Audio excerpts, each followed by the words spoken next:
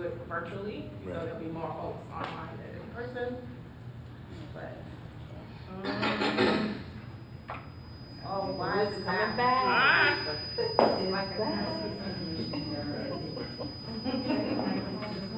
I was like, just leave the microphone over here. I don't think you can leave it over there.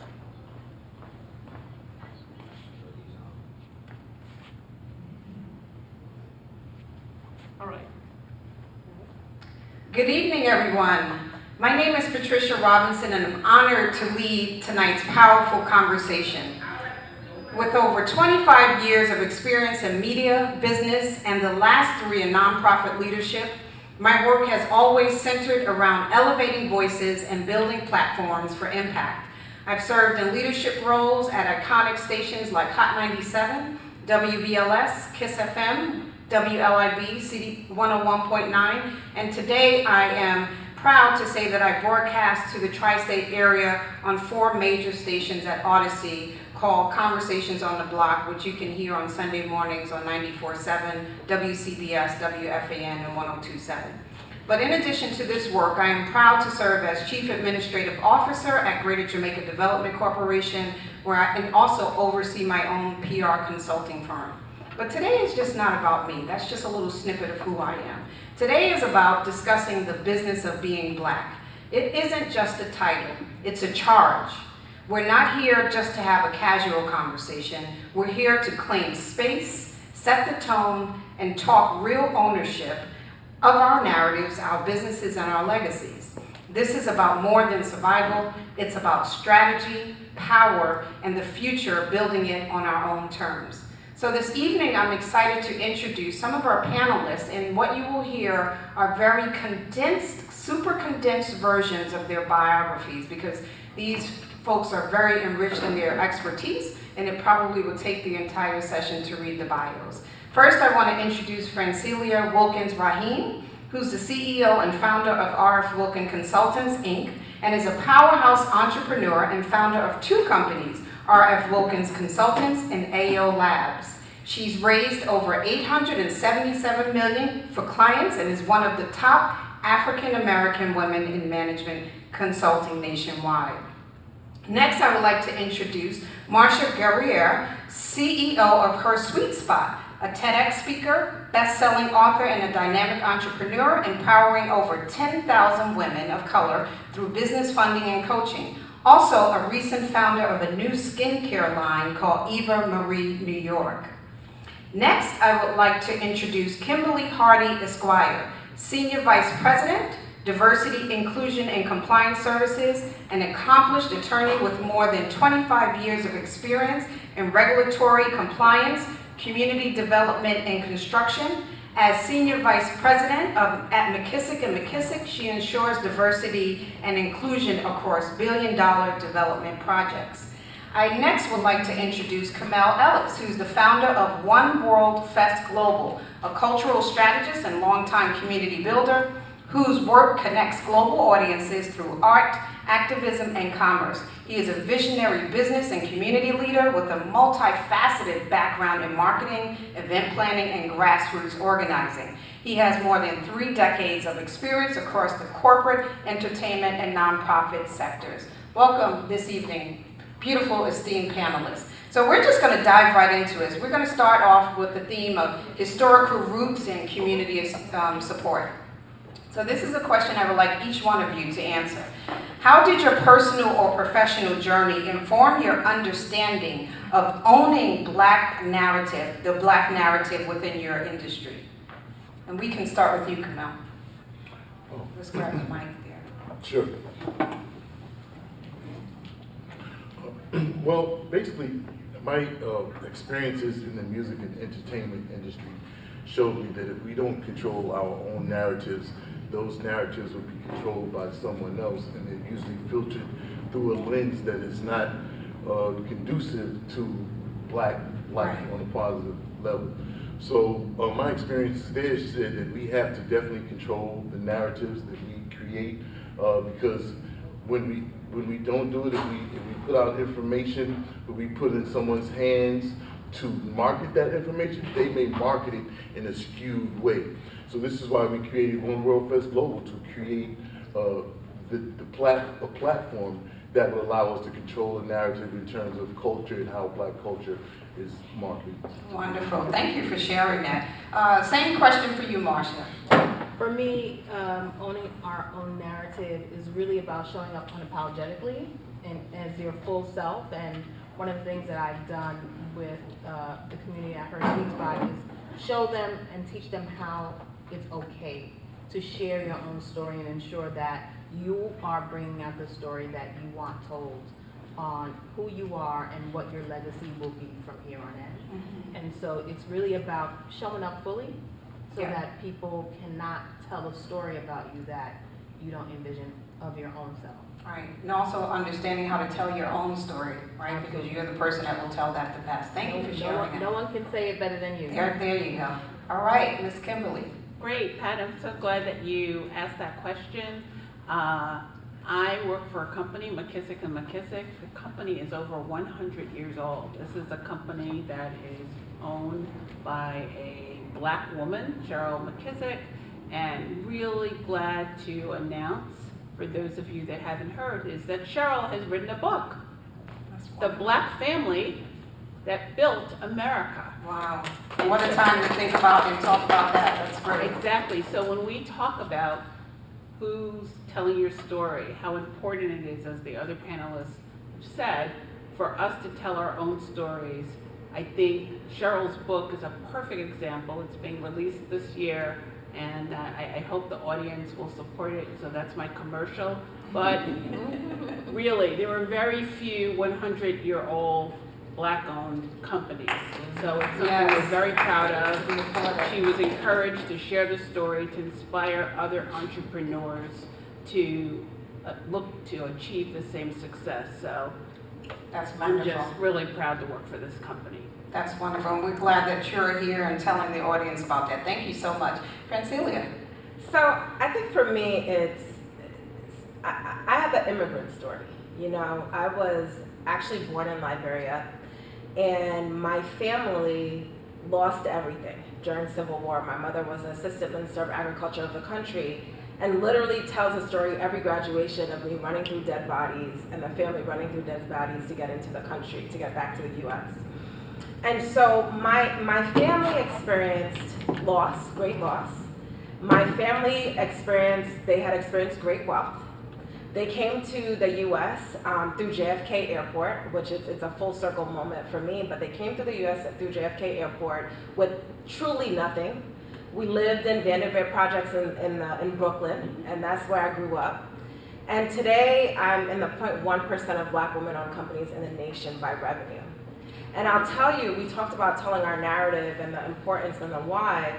You know, for me, I realized at a very young age that not only do we have to own our narrative and our story, but my mission as a business owner is to create economic access and opportunities for the most diverse, the most hard-to-reach communities.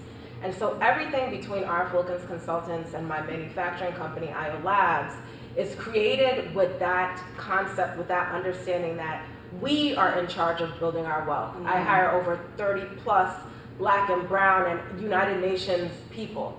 We are in charge of, you know, helping and creating the economies we want to see. I've helped over 10,000 plus companies grow throughout the East Coast. We are in charge of creating whatever it is we want to see in our communities. It is our job to do it. And so that's how it's kind of called like that for me. That's very inspirational. And I'm welcoming to the panel Jeff Lindor, who's the founder and CEO, the visionary behind the Gentleman's Factory, a national network for men of color, which is a supportive network committed to advancing the personal and professional journeys of men of color through connection and growth-oriented initiatives. He's also a former senior New York City policy advisor, investor, and community builder. Welcome, Jeff.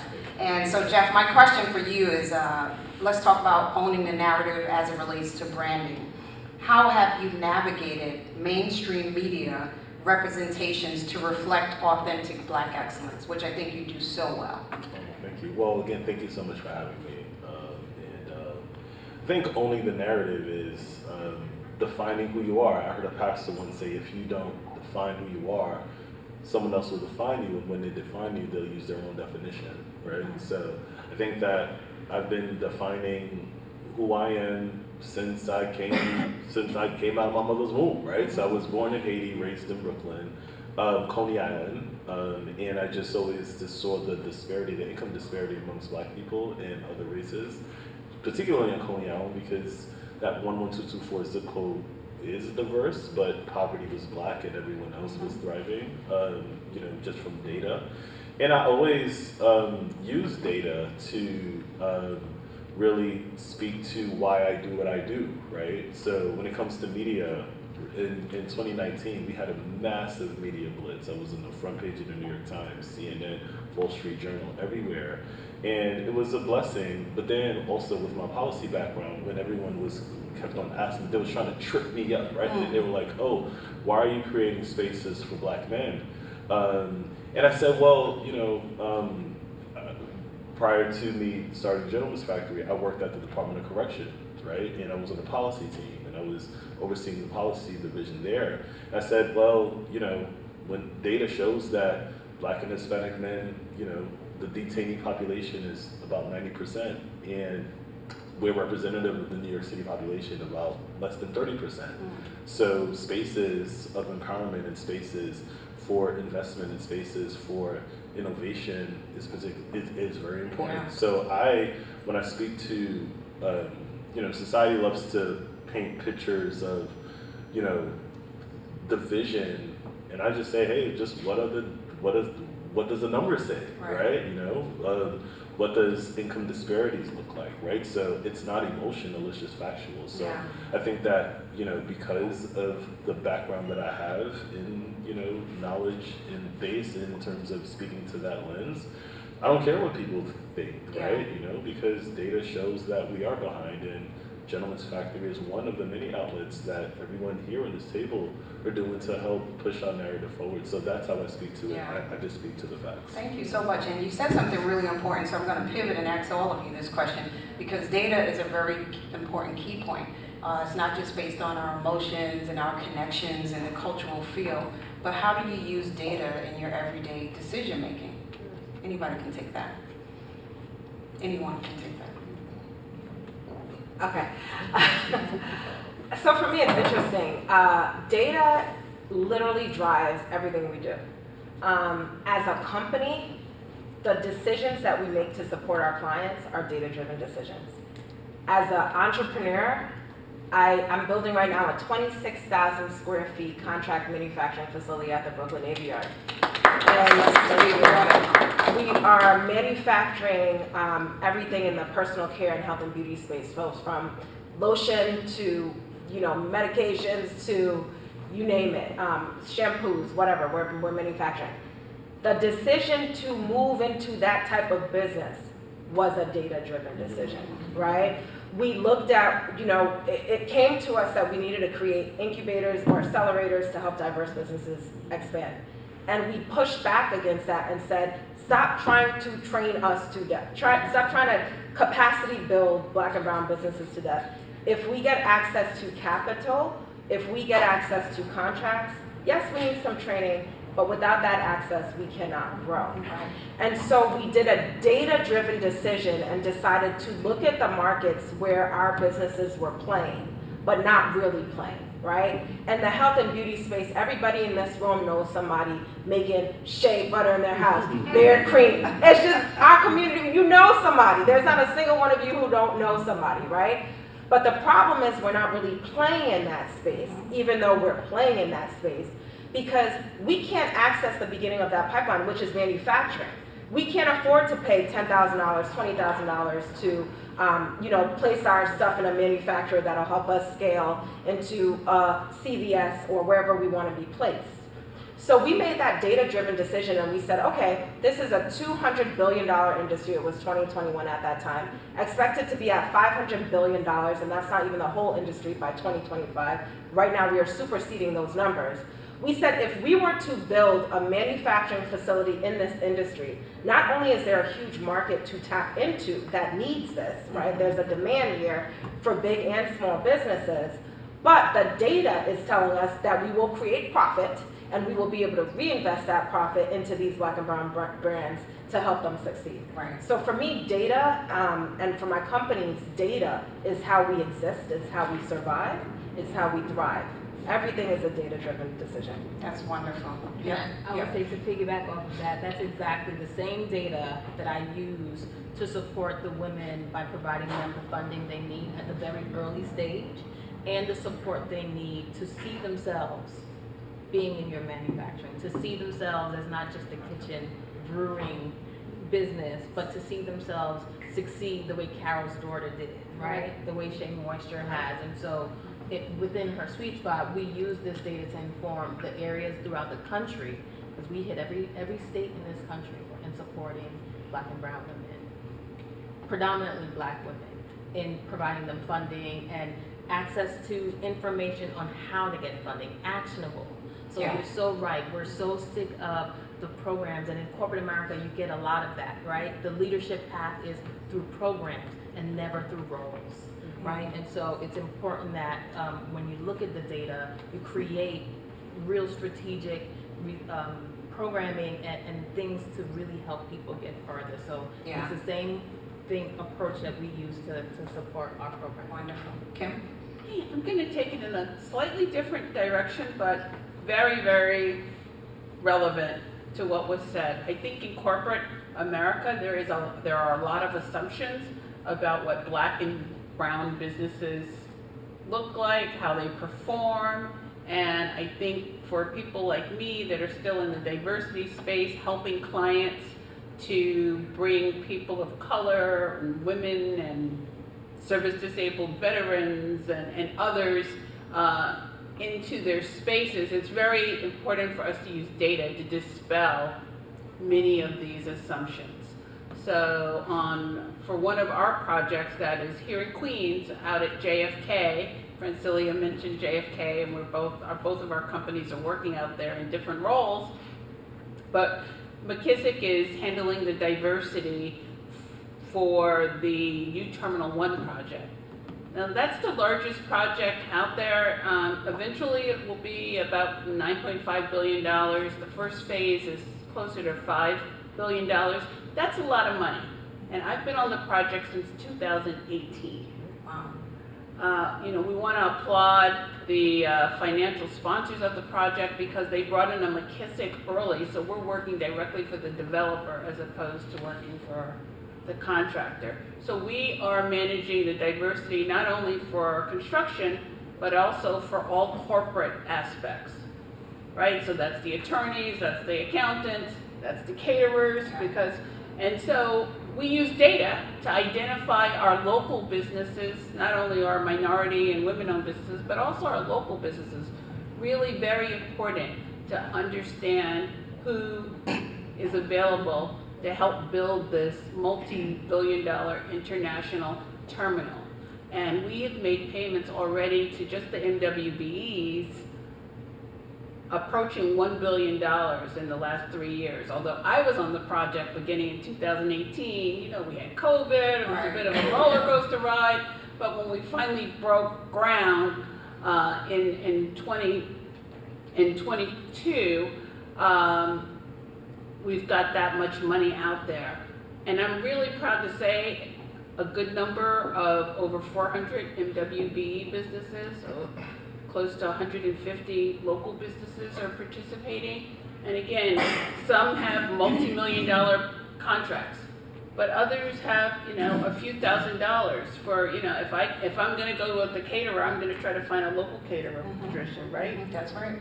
And with the client, we're gonna try to find somebody to manufacture shirts. We're gonna do the Juneteenth festival in Queens right. on Thursday. Right? So we ordered some fans. We looked for a Black woman-owned promotional company. Amazing. It's more intentional work. The data shows that there are people in these spaces, and for people like myself and others at the table, right? We're very intentional in ensuring that we follow the data to ensure that we are including our Black and brown businesses. And McKissick does that, of course, on many other projects, but the data is just absolutely Critical. important. Thank you so much for sharing. Very important, and I hope everyone that's listening is encouraged. Did you want to talk about data? Yes, just a little bit. As a producer of events with the One World Fest, we have our 4th annual One World Fest coming up this September at the Rochdale Village Grand Ballroom. And for the first 4 years, we produced this event in Jamaica, Queens. Jamaica, Queens is changing demographics. So we go to data to find out what do we deliver to the people who are actually in Jamaica, Queens, what do they want to see. We have our own formula for producing the event. We call it our family formula, or FMLA, which stands for food, music, language, and art, plus some technology thrown in. So those are all the things that denote culture.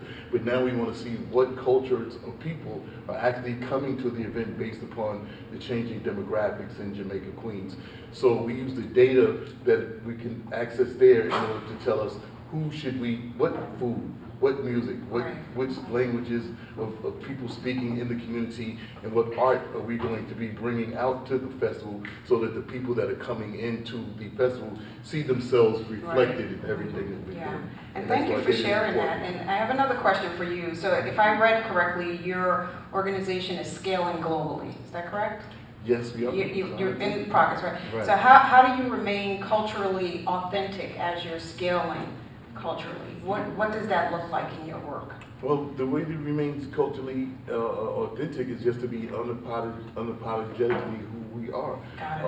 I'm a black man, right? And I have this organization, One World Fest, that's about bringing people together of all different races, religions, cultures, and nationalities to celebrate their culture and show appreciation for other people's cultures.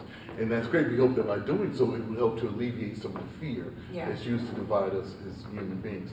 But my mother always told me that charity starts at home, right? So as a black man coming from a black family, this organization starts in the black community, and this is how, and we claim that, right? Yeah. Because we know that the first people to walk this planet were black people, right?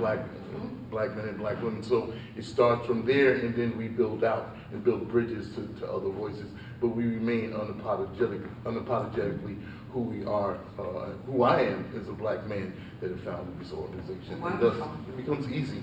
Thank you so much for sharing that. Thank you. And we have a new panelist that just joined us, and I want to give her some space and introduce her properly. Dr. Roxanne Simone Lord Marcel is a board-certified naturopathic doctor, pastor and CEO of Mother Earth Juice Bar Cafe in Jamaica, Queens. Dr. Lord is on a mission to help minorities and anyone with compromised health to live better quality and healthier lives as we all overcome health and wealth disparities. Welcome to the panel, Dr. Lord. Thank you so much. Wonderful. And I'm going to hit you with the next question, and we're going to follow through.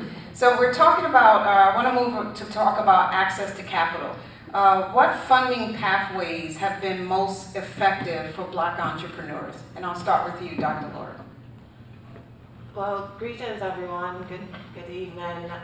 I am Simone, Dr. Lord, but you could just call me Simone. So as far as fun, and I apologize for being tardy today. A lot of clients and business. Okay, that's a really heavy question because that's like the question of the decade, really.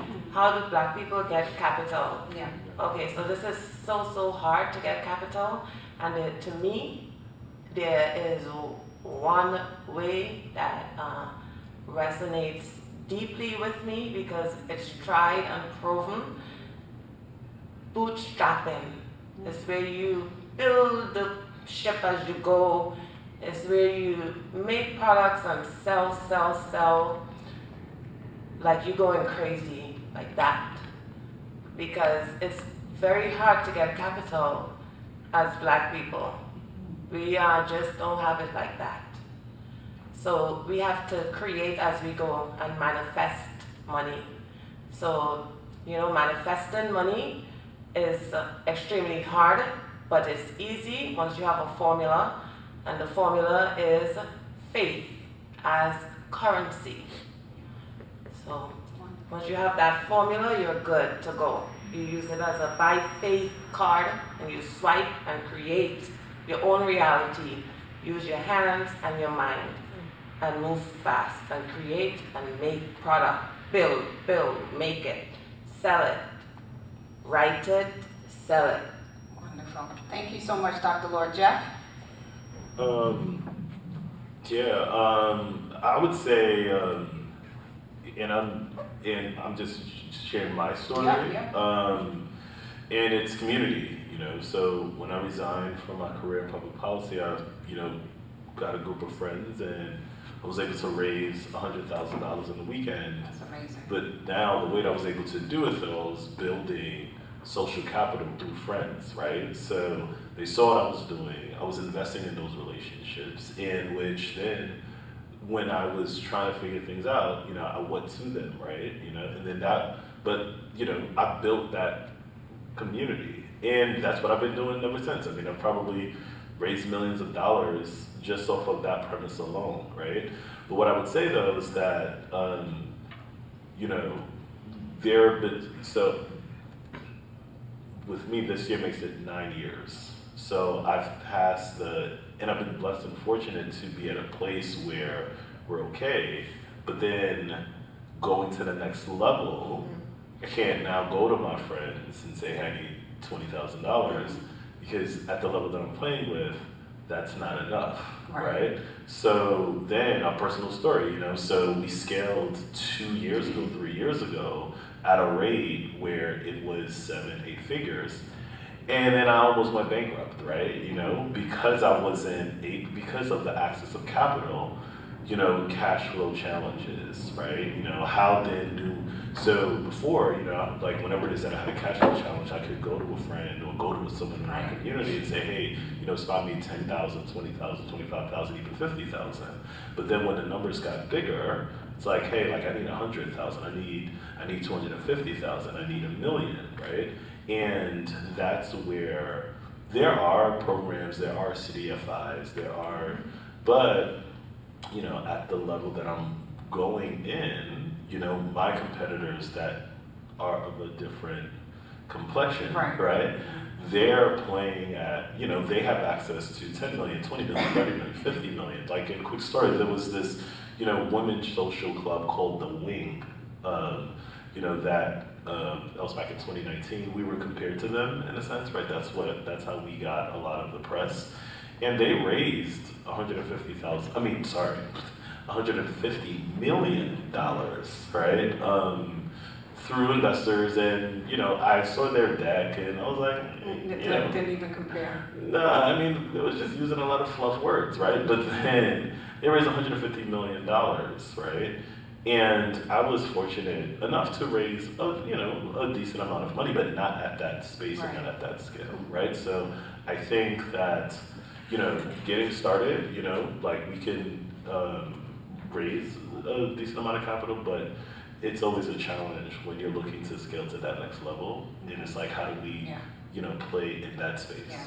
And as you take the mic, Franzilia, and thank you so much for sharing, Jeff. Also, I want you to touch on the importance of being prepared.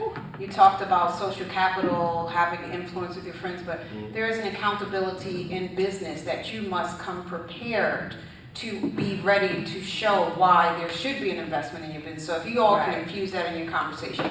I'm going to say right now, as we speak, I have to raise $18 million in the next 60 days. Yeah, there you go. 60 days. Yep. So if you guys can imagine what my days look like, and I want to share, because I think there's the social capital piece of business, but then when you get into that next level, as you said, it's a different world, right? So 2018, I remember for RFW, we hadn't yet hit our first million yet, right? We were like, the goal was like, hit the first million. Now we're way past that, right? But I remember going to Bank of America. Let's say we were making about 500,000 at that point, right? Revenue. And I remember going to a bank. I always say shall not be named, but I guess I named them. So. And I had all my accounts with this bank, right? And I was making, okay money, like not crazy, but okay. And I needed $20,000 to hit a payroll. And I went to the bank to get $20,000. Today, I breathe $20,000. And today, I've probably spent triple that, in the last 24 hours, right? But I needed this $20,000 to hit the payroll. And the banker said to me, there's nothing we can do for your type of business right now. $20,000? So when you talk about people capital, my mom came through. First of all, Mom, how do you have $20,000 anywhere, right? But my mom came through and stepped up for that payroll. Now, let me tell you the lesson it taught me about banking relationships, why today, when I have to raise $18 million in the next 60 days, I'm not losing my mind, okay? First, I learned the importance of having not only your credit score together, but your paperwork together. When I say your business paperwork, your taxes, your 2 to 3 years of tax filings, which we're gonna ask for you, your business statements, right? All of the basic things to be able to play in that world. The next thing I learned is the importance of having a banking relationship. Let me tell you, the banks right now are chasing me for my business because my accounts stay full, okay? And they're making money off of my bank accounts. And I am sure that any banker that is working with me is working, I have a business banker that I can pick up the phone and say, I need A, B, C, D, E, F, G, what are you going to do to support me in getting there? And oh, you guys aren't appreciating my relationship, bank of whoever. I have another bank who wants to work with us, and I can take all of my accounts to said other bank, right? And so now it's a different conversation where the banks are calling me.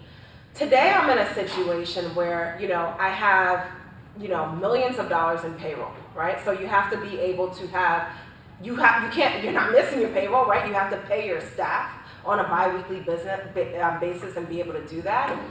But I'm building another company. And this company, it's a $22 million build that we're doing.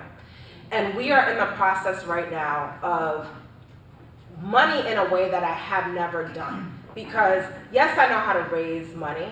Yes, I've had the experience of, building to get money, which you all shared, right? Building your product, building your service, and making money that way. But now the experience is being well positioned to be able to speak to equity investors. Yep. Being well positioned to say to a bank, give me $4 million, give me $10 million, give me $15 million, right? I need this. Being able to answer the question, why do I need this?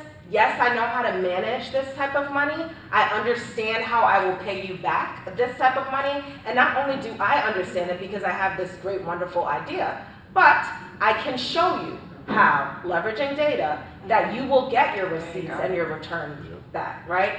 And so I think that as you grow in business, the sophistication has to look different, right? The way in which you can position, speak about yourself, your business, get a good accountant, right? If you're not working with a high-end accountant who knows how to file your taxes in a way that makes sense for a bank to want to pay you money.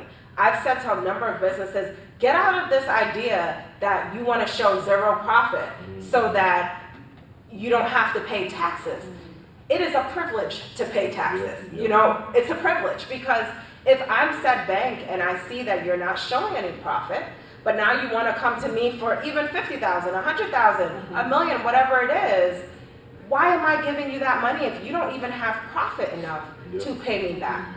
So the sophistication changes, the understanding of money, having people who are way smarter than you, because you as a business owner will not understand all of those things, and you should not understand all of those things. You should be aware of your fiscals, but there should be bankers, there should be accountants in your network, there should be, even right now with the manufacturing company, we just did a tax credit structure, right? Where we got certain credits because of the type of work. I don't understand how to get those credits. We hire the right people who do. So I think, to your point, that as you grow, it shifts, the sophistication shifts, the expectation for how prepared you are looks very, very different, depending on how much money you're looking to work with and engage with. Wonderful. That was a loaded question. Audience, you saw that? That was great. Yeah, that was great. Anybody else want to answer to that? Yeah, I just want to add, and Francilia is a hard act to follow, but for those of you out there that really may be just starting your business, there's still good information to take from Francilia's recommendations, because yes, you are going to grow more sophisticated, but even when you're just starting off, You know, find advisors that can help you. Maybe they're informal advisors, right? Maybe it's, you know, somebody you went to school with. Bounce your ideals off. Sometimes, especially, you know, us people, sometimes we think we have to think about everything ourselves. And yes, you got to be your number one advocate, but use your resources. 2 brains are better than 1. That's correct. Listen to other people. Network. Go out to these resource fairs. The government has a lot of them. Even if you don't want to do business with the government, you can still learn a lot of knowledge going to them. These Chamber of Commerces, go out and build your team until you can afford to pay people, you know, hundreds of thousands of dollars. Like, start small. Don't think it's just you in your room and, you know, Yeah. but you also have to be careful. You know, I'm an attorney, so you have to be careful about sharing your intellectual property too, but build your team and always be prepared. You're never too young, and it's never too early to be prepared. Don't screw up your credit. You gotta watch those credit cards, and start your banking relationship early. You know, whether it's at a credit union or whether it's at the bank that should not be named. I was gonna say for her sweet spot, our theme this year is Her Rise to Capital. Nice. And it's really helping women, and we work with women at the very early stage, before they even hit their first 6 figures. And preparing them first off with mindset, because financial literacy is the area that we kind of lack of confidence in. And so teaching them the importance of having good relationship with money and bankers, and understanding how to get prepared, how to speak to investors. We do a lot of workshops with investors within our community that teaches us early stage entrepreneurs how to be prepared for those, whether it's bootstrapping, speaking to customers, whether it's going into banks, asking for loans, having relationships. So everything you guys said is true, and the documentation that's required to start building that portfolio, even when you're making $1,000, right, a month, or sometimes even less for so many, but they're doing the work. It's really putting your mindset to look, as we say, think big but act small, but you want to show up big at the same time. That's right. Right, and especially the mindset is the first step Yeah. that will eventually get you to where Fancilia is talking about, for sure. I want to come from a nonprofit Yeah. perspective, right? Because as a nonprofit, you're not allowed to have investors because people can't give you money and expect a return on that money. So what you have to do is build a serious donor database and try to keep control of that and make sure that if someone donated $1 to you, you have a way to get back to that person and ask them for a second $1. You have a way to get back to that person and say, hey, look what I did with the $1 that you gave me, so that they would want to continue to donate to you and to your cause. You want to get a great board of directors to work with you, and hopefully they'll be able to provide resources in different avenues through which you can go ahead and get money, whether it's through grants and things of that nature. There's also discretionary funding that you can apply for with certain city and local governments in order to receive funding. It's a whole different way of working. I had to get used to asking for money for donations. I wasn't used to that. Coming from a person that worked, notice I worked for 32 years at Verizon. While I was building my other businesses in the music business, where I did marketing and all that, but even during that time, I never actually went to a bank and asked for money. I used money out of my 401k and out of my personal savings to build my businesses. And then once money started coming in, I was able to scale it from there. But in terms of a nonprofit, it's really important, one, to humble yourself so that you can learn, so you can go around and with your hand out. But being passionate about what you do and being serious and authentic about what you do helps people to see the value in being a part of your cause. but it's really necessary to build a really great Yeah. donor database that you can constantly go back to them, and hopefully they'll continue to work with you and donate to what you're Yeah. doing, and having a great board of directors. Right. Also helps one of my board members here, Okay. Ms. Leslie Jacobs, and she's been great with that. And it's really important to have a Yeah. great board Yeah. that's an activist board that will really carry your message when you're not there, Right. right? Because Yeah. they believe in what you're doing. Even for the for-profit, having the proper advisory board is so key to moving your business to the next level. Having the right people that's going to speak on your behalf when you're not in the room, so Right. that the checks are continuously flowing is important. Right, and you said something important, you was like that, I got $1 and I had to go back and ask for 2. So it's back to that preparation, it's about demonstrating the value, right? But then also you have to be able to verbalize and influence, right? Because people are like, who are you and what do you do? And what do you want, right? So you have to talk about what that value is, and although it may be humbling, you have to be confident in it, right? Because if you believe it, you'll know it. So I'm going to pivot here, and I'm going to ask a question about, let's talk about partnerships. Every partnership is not a good partnership, right? And some partnerships come after us, some we get into, and some we want to run out of.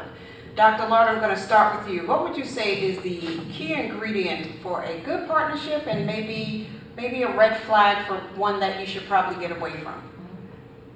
Okay, so, well, the best partnership, okay, I'm just being me and being authentic.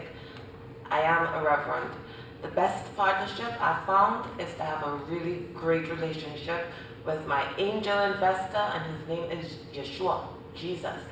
Okay, so that's my reality, is that I go to Yeshua for money and for counsel and for everything else. But he is like a really, really great angel investor. So I just want to start with that. As far as regular people, right, what's a good partnership is someone who is not going to pull you down, hate on you, while you think, they are with you. And they might be there because maybe for whatever reason. So I'm not just saying these things lightly, I live this. For example, I told you about my great angel investor. Anybody know him, by the way? Absolutely. Okay then, all right, so some of y'all know him. Absolutely. All right, well, praise the Lord then, right? So this is a really true and tried relationship, and when you can go to him for any amount. So, we've done things. We've had things here at it was Queen's College, using the By Faith credit card, okay? And I write books, so you can find that in the book called Financial Freedom by Faith. So this is something real that sometimes people overlook. So I'm just here today to let you know that it's a very real source of capital. When you partner with the Lord, that's extremely big. So the second thing is that those people who always, they come up because, they see you doing great things. Like I was at Queen's College, I remember that being here before. And we had an event here at the Kuffelberg, the big hall over there. So we had this huge event there, and we were giving out $10,000 in cash prizes. There was just one hiccup. We had no money. Wow. How'd that turn out? Wonderful. He came through. Yeah, he did. And you know who witnessed it? Adrian Adams for mayor. Thank you for sharing. Jeff, about partnerships. The question. Partnership. Yeah. So what does a successful partnership look like, and maybe a red flag of a partnership that you should probably get away from? Yeah, so I'm just really blessed because early in my career, I worked for a health insurance company, but I was their brand and strategy manager. So I, deployed a lot of money into the community, in which that's where I learned how marketing works, right? And there were some organizations or businesses that we deployed capital to but there was no return on investment. So then we just gave them capital once, right? And then there were some organizations that we gave capital to that we had a great ROI, and we just kept on, funding them. And I learned that when I was 25 years old, right? So off of that premise, 15 years later, wow, it was 15 years, right? So 15 plus years later, that's, how I operate. So any partnership that I do or go into, there has to be like a mutual benefit, right? So it's like, hey, and that needs to be a conversation up front, right? So what does success look like for you? Here's how success looks like for me, sure. And that's how at Gentleman's Factory, we partner with a lot of different organizations, a lot of different entities. Even in this climate of anti-DEI, we're still partnering with, organizations that said that they're not, committed to DEI. Even though our, dollars dwindled, and I'll tell you a lot about the banks that I'm talking about, right? But at the same time, because we were, producing results and it was mutually beneficial, those things are still continuing, right? So what I would say with anyone who is looking to partner with either a partner organization, a partner bank, a partner sponsor, etc., have the conversation up front. What does success look like for you, and how does it be mutually beneficial? Because you can get that check once, but you don't want to just have a transactional relationship. You want it to scale so that it can continue going on in perpetuity. Wonderful. All right, we're kind of dwindling on time. I'm going to ask for a couple more responses on what does a partnership look like successfully, and then we're going to move into Q&A. Well, I just want to add, in terms of partnerships, our company has had some extensive partnerships. We're one of the major construction companies, not only in this city, but in other towns around the country. We've had partnerships with other major construction companies. We also do partnerships with other Black-owned businesses, and that's really what I want to focus on, like the importance and the power of actually partnering with each other. Right? Sometimes we're thinking that we're all competitors, and we might be, but that doesn't mean that we can't come together, partner, and actually be stronger than either one of us is separately, particularly for a particular project that you might be going after. So that could be large scale with the multi-billion-dollar projects that we work on, but it can also be on a smaller scale. So again, want to encourage everyone to think about your possible allies that you could partner with. Obviously, you've got to do your homework. That's right. Make sure it's the right partnership. Just because somebody's your best friend, that doesn't mean, they should be your partner in business. Right. Wonderful. But, don't overlook that ability to move up by partnering with someone. Yeah, I was gonna say understanding your values. Yes. And your core values for who you are, what your business stands for, and that will guide you to ensuring that the partnerships that you do build are going to have the impact for both sides. And so exactly what you said and what you said, making sure that you understand your values. And stating them, right? Yeah, Not being absolutely. afraid to state them. Yep. You want to say something? Right, I was actually just going to say exactly what she said. You have to understand who you are as a company. First, who you are as a person, and who you are as a company. What is your goal and your mission, and how exactly do you plan on getting there? Because if you're going to bring in a partner that doesn't share the same core values as you share, they may even have a different idea on how to get to those goals, right? So when you sit down and you consider putting together a partnership, you want to find out what is that person or that company's core values? Does it match yours? And also, do you have an idea that the roadmap that you want to use to actually reach those goals is the same as the roadmap that they have? Because at some point, if that roadmap is not the same, especially as a young company, then you'll find yourself getting to diverging paths that diverge from each other, and now you may have to start all over again because you didn't make the right decision to partner with the right person or company early on. So you have to do your research, you have to do your due diligence, Data, right? right. You know exactly who it And is. keep your eyes on your business Right, too, that right? you're getting involved with, and make sure that you share the same core values and goals, and that you can Yeah. get there.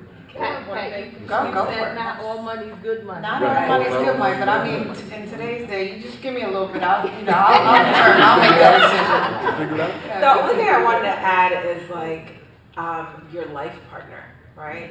I cannot. Today's my anniversary. We're 7 years marriage. Husband, she'll be on soon. Right. 11 years together, 7 years married, and I will tell you,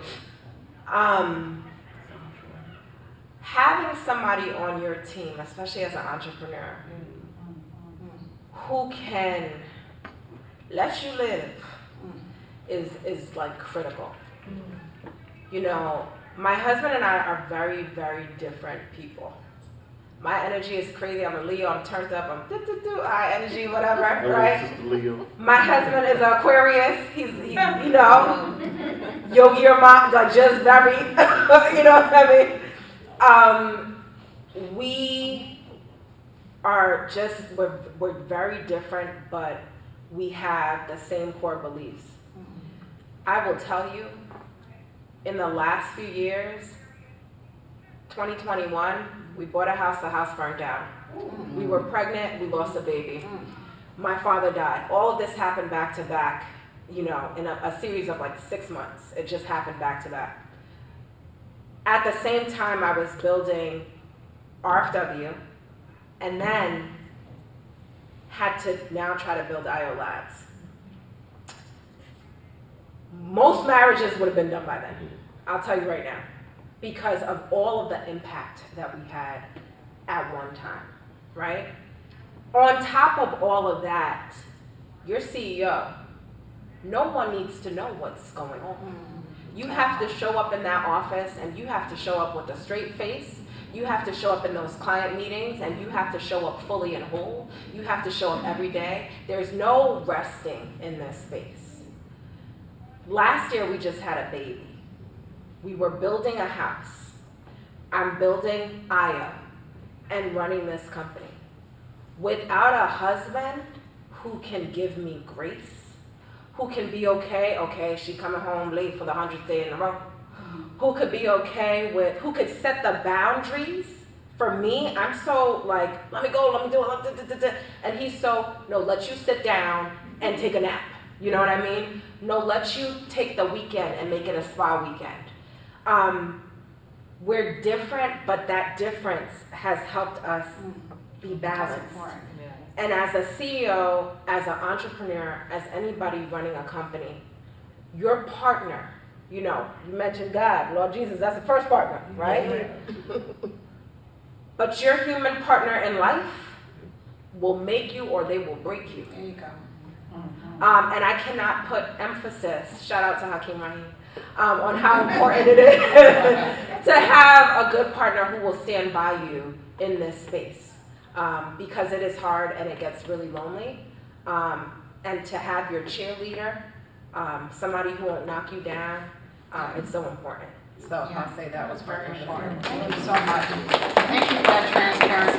Listen, if it were up to me, we could keep going for 2 hours, because I got all kinds of questions. I want to talk about gatekeeping, I want to talk about a whole lot of stuff, but out of respect for the panel and the time that we have, I believe that we have some questions in the chat. Is that correct? Yes. We have one question. What strategies do you use to keep customers coming back to support your business and keep the dollars flowing? Yeah, so Dr. Laura will start. So this one is real easy. I got an easy one for the first time today. So to keep the customers coming back, you must be your most authentic self. Yes, you could clap for that one. Because they sniff you out if you are fake. If you're a copycat, copying somebody else's ideas, they will not be attracted to you. your customer service must be mwah, That's right. immaculate.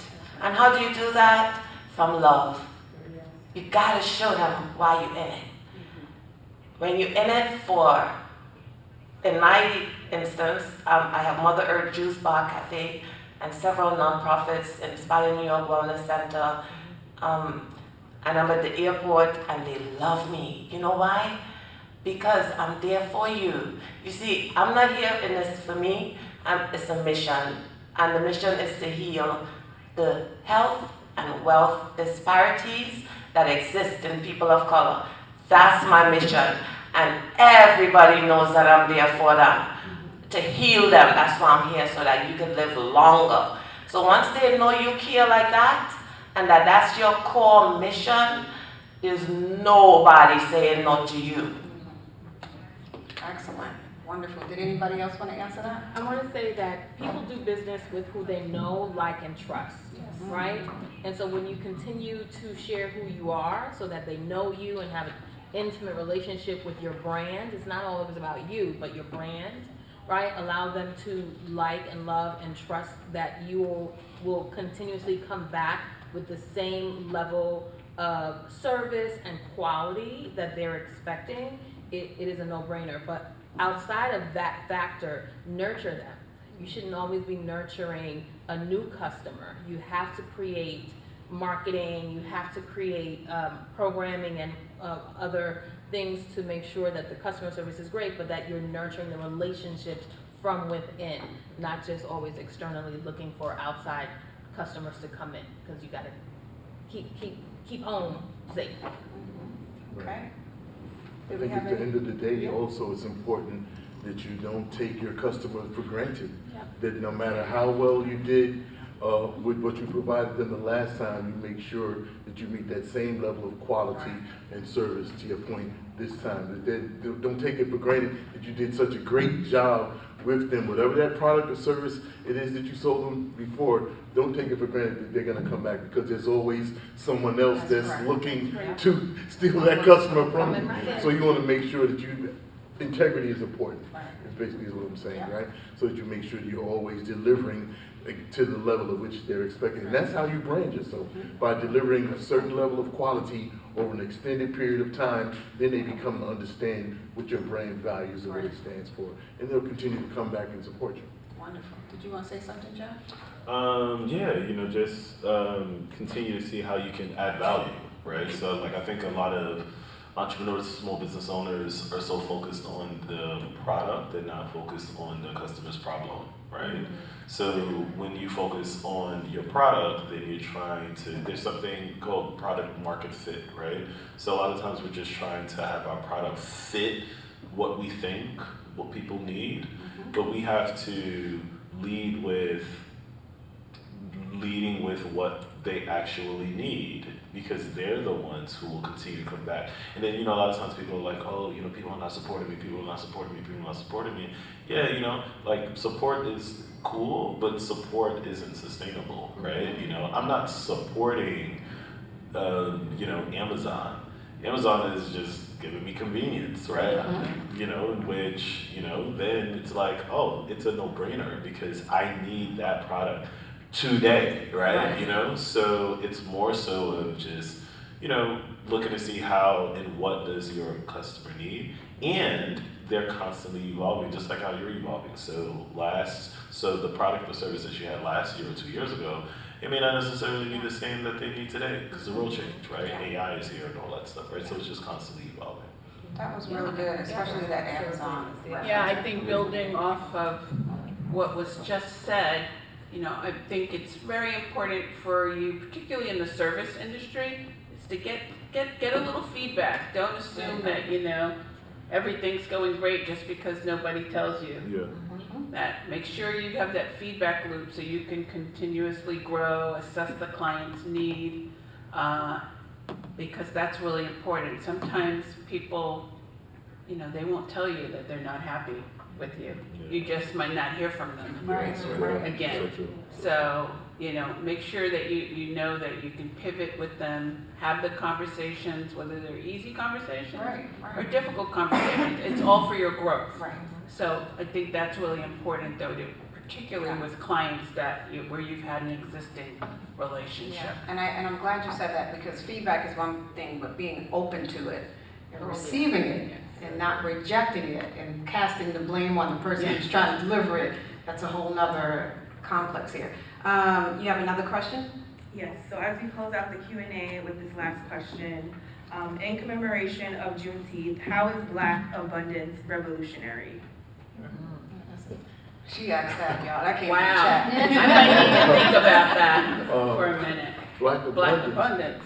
Black abundance is very revolutionary in America because we live in a country that never wanted us to have anything. That's right. Right? We live in a country that stripped us of our name, stripped us of our culture, stripped us of our religion and our traditions, and left us with nothing. And even when we were supposed to be quote unquote free, we never got that 40 acres and a mule that we were promised, right? So Black abundance, for you to have anything in America, is revolutionary because we were brought here with the intention of not ever having or owning anything. Just the thought of Black abundance is revolutionary in America. Let's go down the line when you're done. Marsha? I agree with you. I think Black abundance just allows us to own our own narratives overall. That's the theme of our beginning conversation. And when there is Black abundance, then we get to tell our stories that even greater, and then building upon the legacies that we want to leave, so that the next generations behind us can continue on with the abundance, hopefully. Wonderful. Karen? Black abundance, I think for Black people, it's really important to think in terms of abundance and not lack. And that's very difficult, particularly in times like these where we felt like we were here and we feel like we're going down here. But we still have to know our strengths, know our history, know that many of us are descended from people that came over here in awful ships, stuck like sardines, and that we're their descendants and that we're survivors. That's the story of my company, McKissick. That's my own family's story as well, descendants of slaves. And I'm not that, I'm only the third generation of my family on my father's side out of slavery. So that is always near and dear to me. So that's why I always think of abundance. I want to educate my children so they can think of it in the same way. And I want to help others. This work that I do in the diversity space, and yes, I'm still calling it diversity. Good for you, and we're not letting that go. Right? It's important to keep lifting our people up, and having it through economic empowerment is really the way. And so abundance is such a powerful term, and just so glad that was presented today. Francilia? You know, I think as Black people, we underestimate that we are the most powerful beings on this earth. And I say that because if we were not so powerful, people would not work so hard to take us out. It just wouldn't happen, right? There would not be this effort to strip us of our culture, strip us of our understanding of our history, strip us of our languages, strip us of our pride for self, right? Strip us of our connection to our roots across the diaspora. If we were not the most powerful people, we were the first. And so Black abundance is so important in this time, to just be a reminder that you are who you think you are. You are that girl. You are that guy. Okay? And if you understand that fully, and you anchor within yourself, and you anchor within that belief, you will be able to be abundant across whatever it is you choose to do. Wonderful. And there are a couple of words that stuck out from that, and it's abundance and it's revolutionary, right? And abundance, it is not isolated, right? Abundance, I view it, and how I heard it, was a collective of people. It's a collective of people. It's a collective of community. Because if I could be abundant, but me and Francilia are abundance, right? It's plural, right? So if we continue to collaborate and build together, then that's how it'll be revolutionary, because our resources are together, and that's how we can shift and change the world. That's wonderful. Dr. Laura? Well, I believe that we are kings and queens, and because we are descendants of royalty, and because we are the lineage of the line of David, we have to know who we are. So when you know who you are, that you are a king, that you are a queen, and look at how queenly and kingly we are. Like, take a look around look at you. You are the epitome of royalty. Yeah, right? You're a king. You could see it in you, in the way you walk, in the way you talk, the hairstyles, the way you stand, right? Look at the rich heritage that we have here. And if we don't know who we are, we will not be able to teach our children who they are. So that has been the problem. That has been the old narrative. So now as we rise into who we are to become again, and as we are cognizant of the fact that we have land, we don't know we have land. Do you know you have land? I mean, who here knows that you have land to inherit? See, that was just one person. So we have land to inherit in Africa, and we don't know that. Did you know? Did you know that you have land to inherit? Actual physical land, not mythical, by faith land, not that kind. Real land. It's there for us. People of the diaspora, people of African descent. We have to go back and take our land. But we don't know that. So now you do though. All right now. Okay. Amen. All right. All right. So I want to thank all of the panelists, brilliant panelists, for showing us what ownership truly looks like in narrative, in legacy, and in economic power. We are not just building businesses here. We are building ecosystems. What we own, we protect. What we speak, we shape. What we fund, we sustain.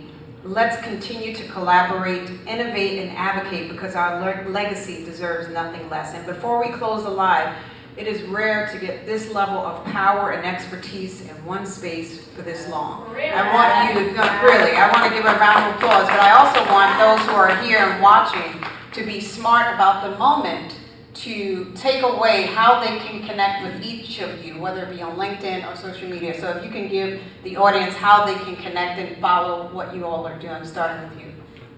You can find me on Facebook, Instagram under Kamel, that's Kamel, Kamell .Ellis, or One World Fest Global, that's the number 1, World Fest Global. And I want to take a quick minute here to say thank you to the panelists here, especially all the bright, excellent women that's here. I have my daughter Kayla here. She's an aspiring entrepreneur. She came here with me, and it's great to see herself reflected in you guys and the work that you're doing. So I want to say thank you for being here today and sharing this panel with me.